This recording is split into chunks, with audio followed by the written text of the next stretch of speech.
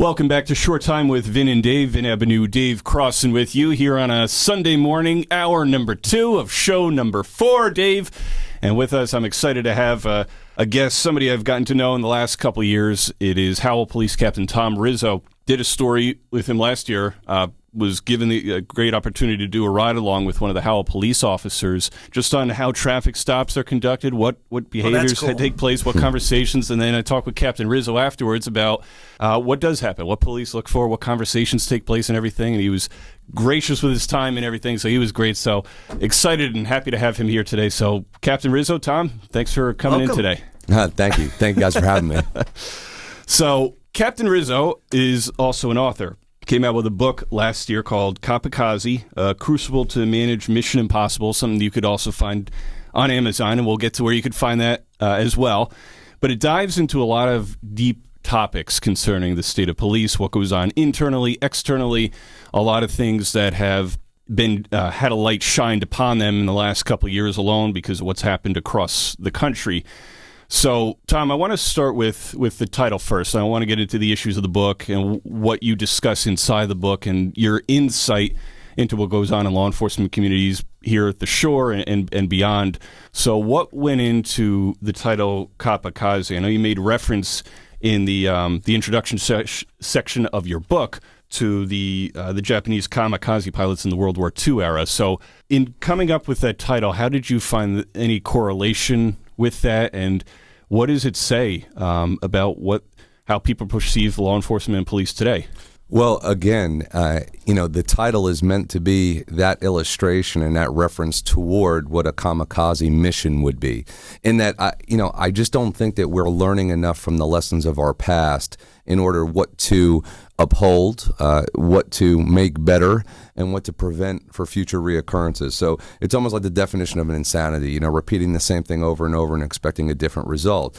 And I think that we're opening our doors, our hallways, our windows into glimpses of what we do as a profession in terms of equipment, in terms of tactics, in terms of policies. But I don't think we're opening the doors enough when it comes to the culture and to what really affects us. So primarily it would be for what it says as a guide per se for law enforcement officers of some of the things that I think that they should be, I always say developed. I don't say trained. Training is good, but in my opinion, we train dogs. We should develop people. So what I say is this is a people industry. So it gives a guide and lessons, again, to guide somebody to stay on the right path. More importantly, it offers that, understanding that I think, a hopeful understanding to our loved ones. Nobody really, when you get into this industry, and it's not a cry for sympathy, but nobody really explains to our families and our loved ones that they're along for the ride with us. It's a selfish job in a sense when we call it selfless, in that our families watch us do the sacrifice and have to ride that along with us. And then most importantly, toward the end of the message of what the book I hope intends to do would be to offer, again, a candid, at least appreciation and understanding with the opposition. Not a blind, commitment to, partnership, but an understanding, meaning it's not a love affair with policing. It's based in candor. Let's have the conversation. I think it's a conversation we need to have. What are some of over the last couple of years, like I said, it's shined a light on some things. What needs to be done with either, because there's these calls for reform and everything. So a lot of the practices have been there for a while, and a lot of them were effective in a lot of different ways. So have you seen an increased need for change?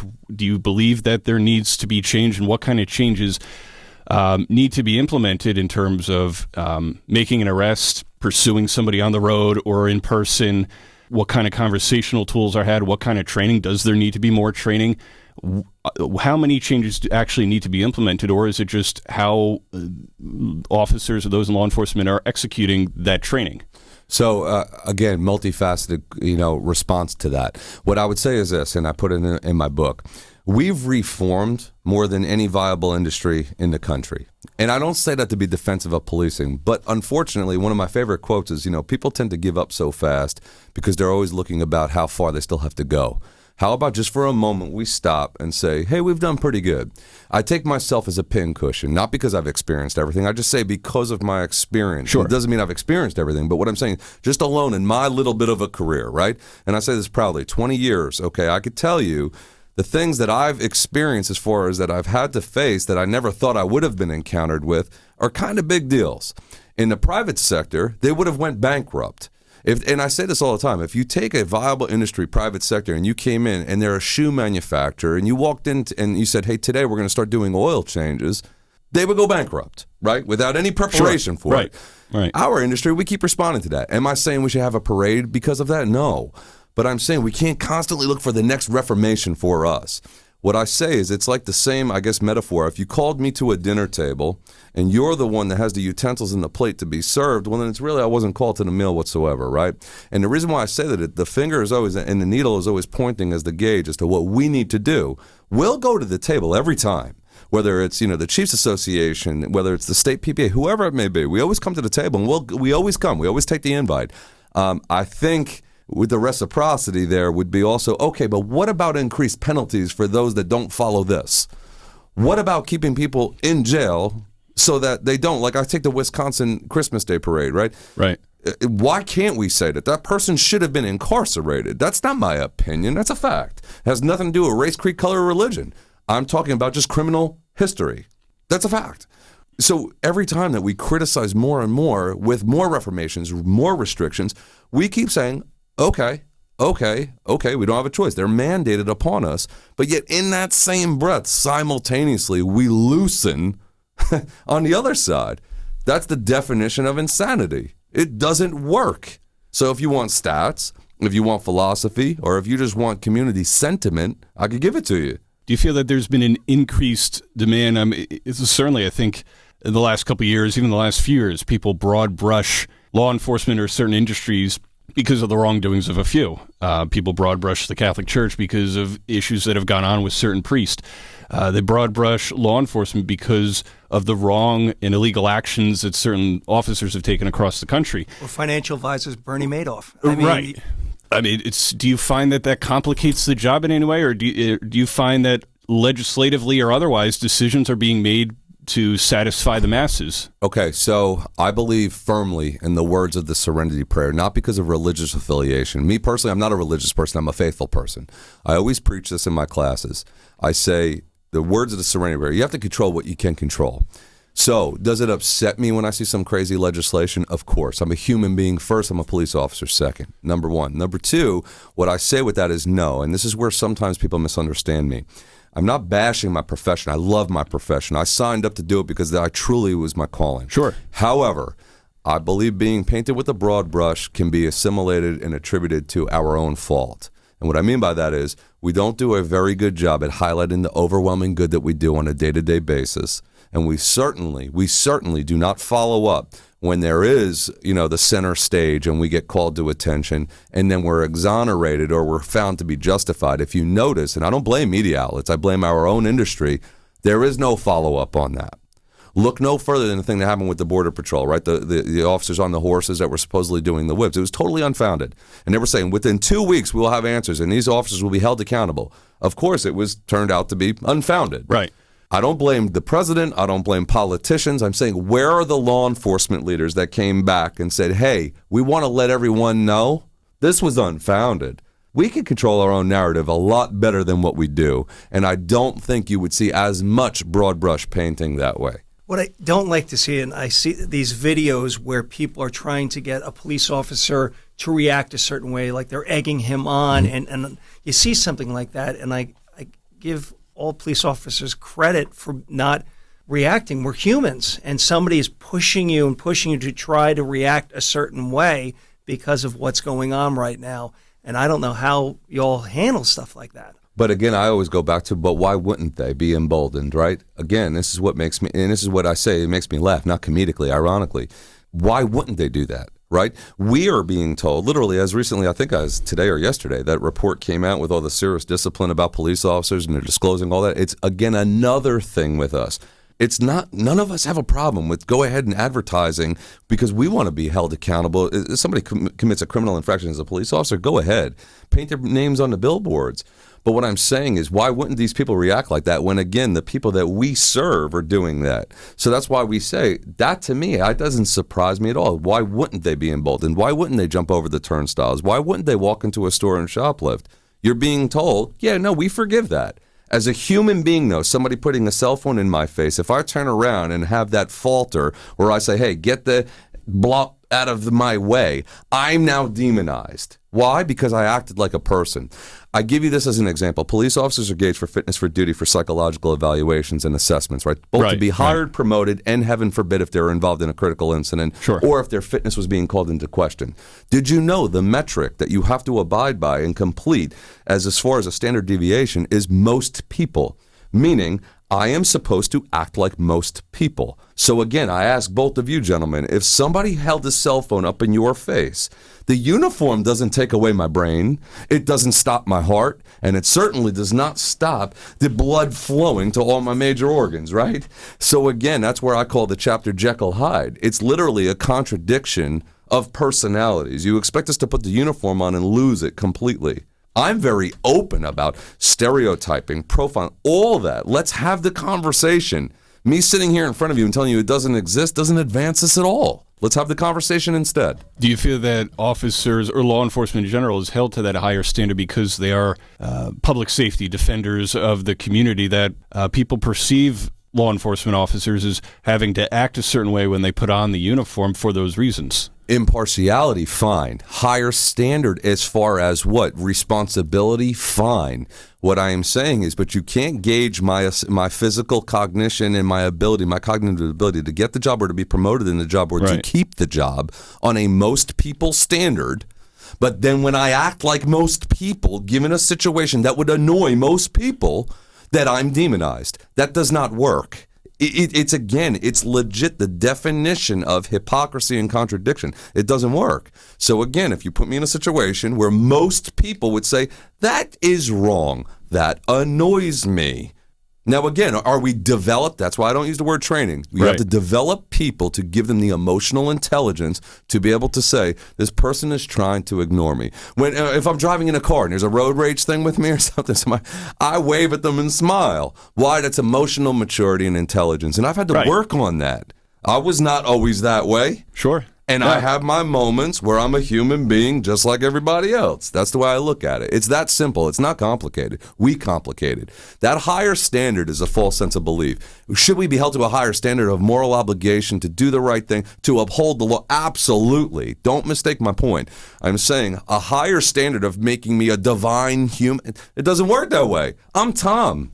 I'm not captain anything. I'm not officer anything. I'm Tom. I'm Tom. In the morning before I go to work and when I get off of work and during work, I'm Tom. You expecting me to be something else is a cause for failure. Hence, that is a crash and burn mission. Captain Rizzo, we got to head to a break. Do you mind hanging out with us for a little bit longer? Yes, sir. Excellent. More Short Time with Vin, Dave, and Howell Police Captain Tom Rizzo right after this. Welcome back to Short Time with Vin and Dave. Vin Ebonu, Dave Crossan with you. And with us this morning is Howell Police Captain Tom Rizzo, author of Kamikaze, A Crucible to Manage Mission Impossible. And Captain Rizzo, Tom, we've gotten into a lot of what that mission is, or Crucible to Manage Mission Impossible, rather, talking about all kinds of things. And first, I want to start off this segment because we hit on it a little bit in the first segment with some of the training, some of the development. A lot of people outside of law enforcement who don't understand the inner workings of it. There is a police academy, there is training, there is development. So what kind of training is there? What do you have to go through as you're becoming an officer? Is there any kind of development or classes along the way, yearly, or as you climb ranks, as you take other tests? What is there that has been there for a long time that people may not be aware of? So there's mandatory training that we all have to do every year, right? Some of it is annually, some of it's biannually. So those are the mandated, and that's by the Attorney General guidelines for the state of New Jersey, naturally, right? Right. Then what happens is our department, specifically the one I work for with Howell Township, I mean, we're training emphasized. So we go over in abundance because we believe in how important it is as far as the development, right? That's why we even have a group called the Professional Development Group, right? The problem is, like in any other industry, you're restricted to manpower and certain, this is time away from the office per se, right? So how do you accommodate that?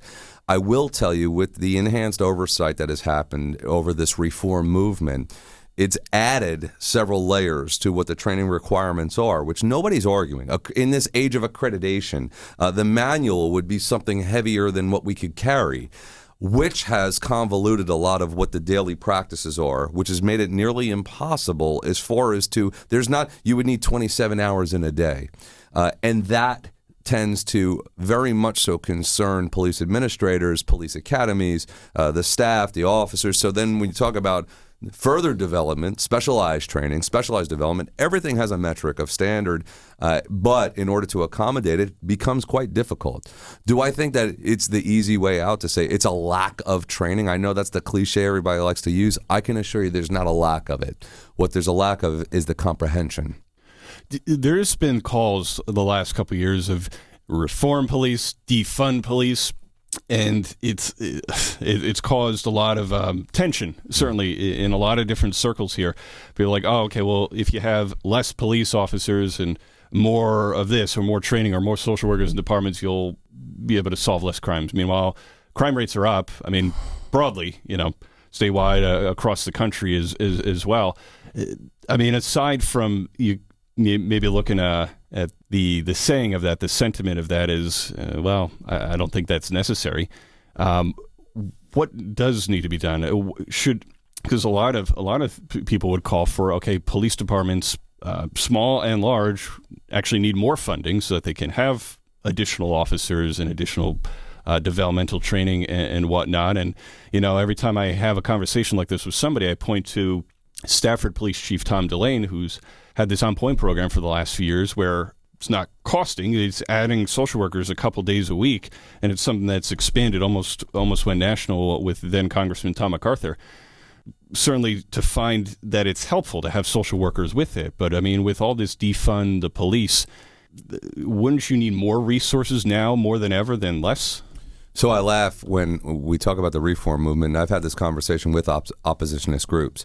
If you think there's a police officer, I've yet to meet a police officer, never mind in my own experience, but just throughout the country as I've traveled, sure, that would not sign up tonight to never again have to handle what we call an EDP call, an emotionally disturbed person. Why do I say that? Because for us, it's a lose-lose. Again, that's not a call for sympathy from the public.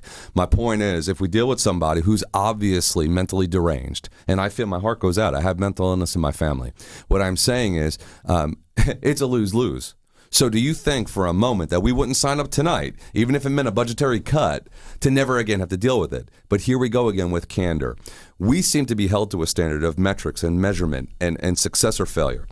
You know that it is a complete failure and a complete lie to say that that is the truth, that now we just call mental health therapists or mental health professionals out to these calls with violent people who I'm not blaming all the time. Okay, let's say right. They can't help it. Yeah.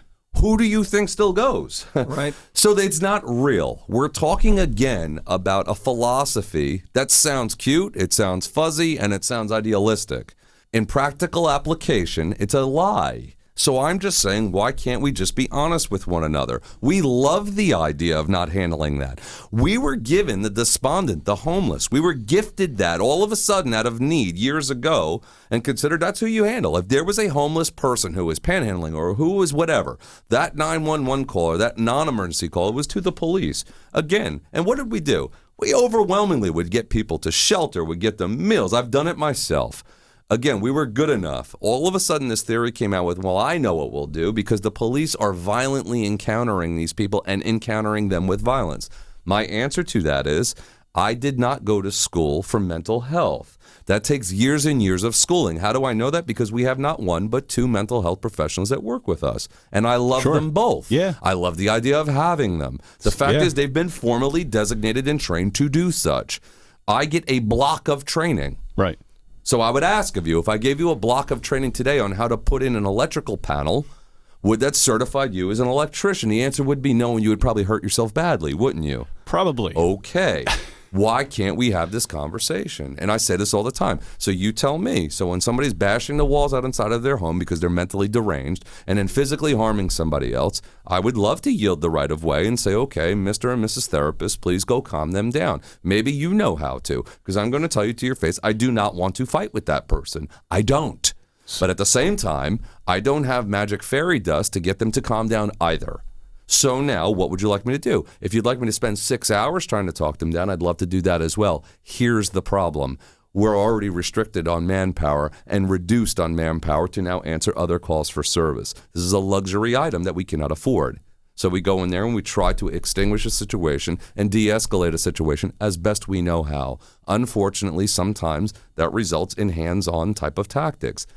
I don't know what else to tell you. This whole thing is based on some type of ideology. There's no practical application to it. So should there be more funding added to police departments to be able to have social workers or mental health experts working in all police departments to help on those such calls where they have that additional training, they have that training to know how to get inside the psyche of somebody who on a mentally distressed call to help de-escalate the situation, the tension in the room, whether that's at the department itself or going on some sort of ride-along in certain cases where officers have a social worker with them to help do anything they can to prevent anything from becoming physical. I don't know that we have a problem with the resources we have crisis response teams. Before we had mental health advocates working within departments, actually physically within the departments, we've never had a problem having mobile screeners already. I think what you need to do is first, again, going back to our supper table conversation, how about we get the mental health, facilities to the table to find out why. When I take Vin to the mental health facility because you're deranged, right, and 4 hours later you're walking the street again, maybe we should have that conversation too. Sure. Because I could tell you this much, I think the mental health crisis that we're experiencing isn't a fault of the police, and it's not a fault of the mobile health screeners. Okay, so again, when we go back, and yes, I'm a little sore at the fact that we are constantly being held in the spotlight about how we can better respond. Maybe we could have that conversation as well. And I would love to know the answer, because I would be lying to your face to tell you I do know. That is literally as soon as we put somebody in who's deranged, suicidal, depressed, they're walking the streets hours later. And there is no consequence for that behavior, no matter what that person then goes and does. Along those lines, and I've had conversations with others in law enforcement community as well, with legislatively, with how it's kind of prevented police from doing certain things, especially nowadays, whether it's the marijuana law or before that with the bail reform law changes. Has that complicated matters for police with what you can do and what you can't do, what you can't pursue, allowing certain people who have been arrested or charged, repeat offenders, to be back on the street within 24, 48, 72 hours and perhaps committing another crime in certain cases? Well, again, I always call to attention who are the stakeholders. And the stakeholders who are going to be performing the tests are never called to the decision-making table. I literally laugh when I see, we put a working group together. And you know what a working group consists of? There'll be 40 people that are deciding this, right? And there'll be maybe one police officer present. How does that make sense? You're asking, now you're coming up with the policy and you've never once done the job. That would be like, I don't have the liberty to do that on how a hospital runs. Or how an education facility runs, right? I don't get that ability. But yet in law enforcement, we're that unique symbol that's what happens. So again, what I say to you is when you give us a product that's only 60% finished, it's going to cause a problem. The marijuana is one of those examples. There's a whole warning system that does not exist. It's not real. We have not been given the guidance as to create this warning that is in the new law to give to somebody for a violation. A warning. Do you know what the warning is? You make it up. There is no warning. Where do you house the warnings for researchability and a database? Sure. I'll ask you guys because I don't know. But let me tell you, everybody feels good. They're celebrating the ribbon cutting and shaking hands over it. So again, I'm asking you, you're giving us an objective to do without the tools to complete the objective. But then, always within it is the fear of, but if we screw it up, we are facing a civil rights violation. How, again, this is where I talk about why the title is Kamikaze. It's literally, and not to denigrate or not to deflect or not to, when I say a suicide mission, I don't mean I take suicide very seriously. I am saying in the concept of the word, it is literally killing the spirit of what law enforcement is supposed to do. You have a chapter in the book, and we're talking with Howell Police Captain Tom Rizzo, author of Kamikaze, Crucible to Manage Mission Impossible, about the thin blue line. And I feel like that's something that's gotten a lot of attention the last couple of years alone. You have, I don't know, for living and working in Ocean and Monmouth County alone, there's a lot of support for our local police. And I think that's the case elsewhere around the state, around the country. There's a lot of support for police. People have the flags, the bumper stickers, the blue lines and everything. And I know that's something you get into in great detail in one of the chapters of your book. In the last message, you say, I am much more than a line. Our profession means so much more than the symbol of a thin blue line. The traditions forged in the heroic actions taken by those before us and the prolific actions of those to come are what define us, a proud sense of belonging to something we recognize to be larger than ourselves. And that's out of the book for everybody else out there. So what is the rest of your take on the blue line? What does it mean to you? What does it mean in your conversations with other people in law enforcement here in New Jersey and across the country? What does that thin blue line or that blue line represent to people within law enforcement? Well, I have, like I said, a trilogy message for that. First, when it comes to opposition, it's to totally, we have to disregard this false sense of belief that we somehow protect each other in the face of wrongdoing. I understand where it comes from, okay? I could have the adult conversation.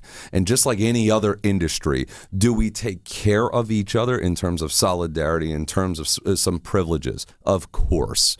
Okay, no, I am not liable to have the same type of enforcement of motor vehicle infractions that you would. Is that real? Of course it is. And for me to say otherwise to you would be no respect for you because I'd be lying. What I am saying is, in the face of somebody committing a criminal act, in the face of somebody totally treating somebody improperly, we don't want that as part of us. That's the first part. To the family part is the fact that you now belong to something larger than just us. And what do I mean by that? If heaven forbid something happens, Mark Castellano, okay, I knew him personally. I knew his family personally. To see what happened, to him, to his after he was killed, to see how the community comes together, it's a beautiful thing. The blue line represents a lot more to that. But then I'm critical in terms of within the four walls of the building. There's a certain toxicity that sometimes persists as to what we do to each other. And I find it somewhat the ultimate hypocrisy that, on these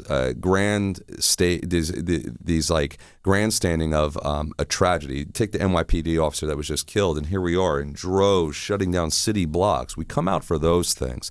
But I challenge that sentiment as to take a fraction of it, I say 10% of it, into the typical Tuesday, into our buildings. So you talk about a blue line, sometimes I call it a blurred line, because then when it comes to the solidarity that we're supposed to uphold, I wonder sometimes where it is and how we treat each other. Captain Rizzo, as we wrap up here, where can people go and find your book? Where can they learn more about you and the book that you wrote? So I just have a website that just came out. It's thomasrizzo.com. The book itself is on all the major sites, Amazon, Barnes & Noble.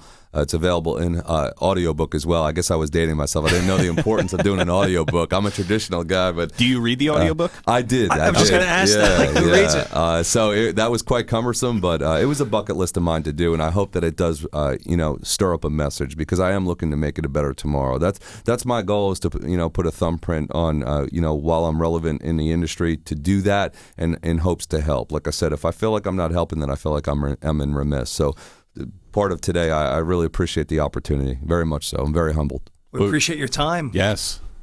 No, thank you for coming in and for discussing the book and discussing the state of police in today's society. Certainly a lot that's happened in the last couple of years that have brought in a lot of discussions. And along those lines, some good, too. We talked about the blue line, and for some people, even outside law enforcement, it means a lot to them to be able to show that pride for law enforcement, for their local law enforcement, for law enforcement everywhere. Say, hey, I'm proud to support our police, and that's got to mean a lot to you as well. I'm a staunch advocate, and I say it all over the country when I go. you have to recognize most people, going back to the psychological standard, do support us. And why? Because most people are good people. Yes. Yeah. Great. Captain Rizzo, thanks for joining Dave and I this morning to discuss your book, Kamikaze, A Crucible to Manage Mission Impossible, and certainly for sharing your insight with law enforcement. Pleasure's all mine. Thank you. Thank you very much. That is Howell Police Captain Tom Rizzo. You can find his book, Kamikaze, A Crucible to Manage Mission Impossible, on his website, also on Amazon.com. Dave and I will have more of the show. We'll wrap things up right after this. More Short Time with Vin and Dave as we close out number 4.